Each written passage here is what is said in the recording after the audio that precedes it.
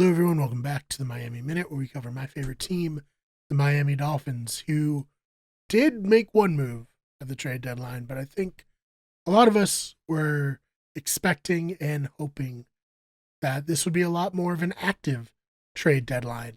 So the Dolphins traded Jalen Phillips for a 2026 third round pick. I do like this trade. I think that, you know, Phillips is a good player, someone who early on in his career I thought would be someone who was with the Dolphins for a very long time.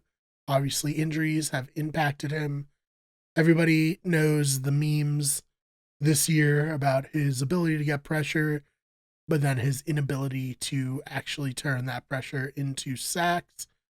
It's a good move for the Philadelphia Eagles. They're just always an active team at the trade deadline. But I wrote an article for Dolphins Talk about who I thought could be next. And well, I didn't think Jalen Waddle could get traded. We did hear that teams have reached out for him and were met with a first round pick and more.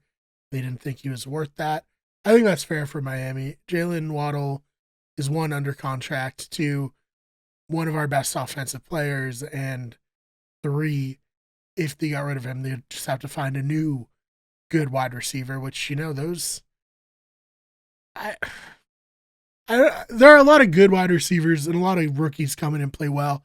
There's not a lot of wide receivers with Jalen Waddle's speed, so it would have been just silly for him to get traded, in my opinion. Same with Devon Achane.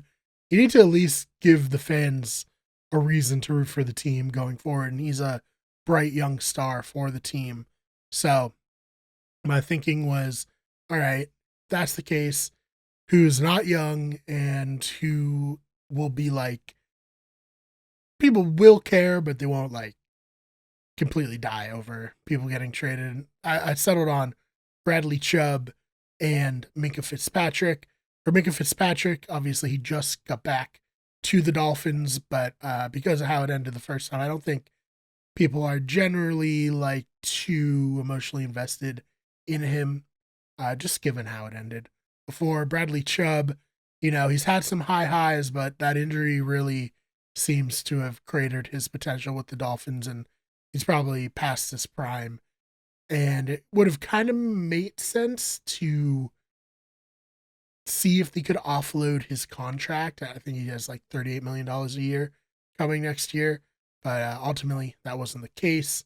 It's very unfortunate in the context that the New York Jets were able to move some of their expensive players for first round picks. So the Jets, they moved Sauce Gardner for 2 first round picks. Quinnen Williams went to the Cowboys for a first round pick. So now the next 2 drafts, the Jets have 5 first round picks. I'm not going to say that it's certain that they're going to be able to, have a positive outcome there, but I do think that it at least shows that the Jets are committed to trying to build through this draft, trying to become a better team than they've been, and really like give a more fresh start for their coaching staff. They're all in their first year under this regime for the Jets. For the Dolphins, I think that kind of plays into why they didn't make a lot of moves.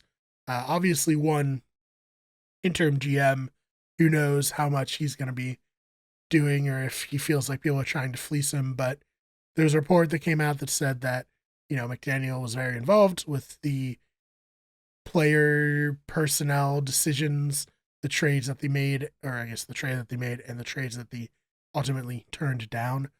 I think McDaniel is in a spot, just based on what we've heard, where he could actually stay on as the coach past this season, which is a bit surprising. I think he was the top of my list in terms of who I thought was going to be, fired for what the season has become. But now it looks like it's possible he could be the one who stays out of all of them. So that's very exciting for him. I'm sure he was thrilled to get that vibe from Stephen Ross. Doesn't mean that if they collapse completely down the stretch that he's going to stay, but he does have a pretty good chance at staying regardless. And the best way to shore up him staying would be to win, and that's probably why he didn't want to trade all of their pass rushers. He wanted to at least keep Bradley Chubb if possible. He didn't want to trade probably our best secondary player in Minkah Fitzpatrick. So we'll see. 2-7. Obviously, playoffs are like the biggest pipe dream, but I do think that they can play some competitive football down the stretch, and we'll see what happens. Is that ultimately good for the team overall?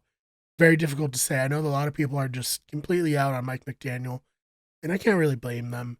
I'm on the edge of that. I still think that he can scheme up a pretty good offense, but then again, it's really only good when Tua plays, and this year it hasn't really even been that good. So we'll see what happens. Tua, I doubt that he goes anywhere after this season, but I do think that like Chubb and Fitzpatrick and other players could potentially be moved on from at the end of the season where they do a kind of harder reset. So if you're disappointed right now, which I don't blame you, there's still the off season and the time between, when the Dolphins get eliminated and the draft where trades can be made and players can be moved for picks. So we'll have to wait and see how that all plays out. But what are your thoughts on what the Dolphins did, trading Jalen Phillips during the trade deadline, and what they didn't do, which is, all the other hypothetical trades that we've been throwing around on blogs and on podcasts and on YouTube videos like this one.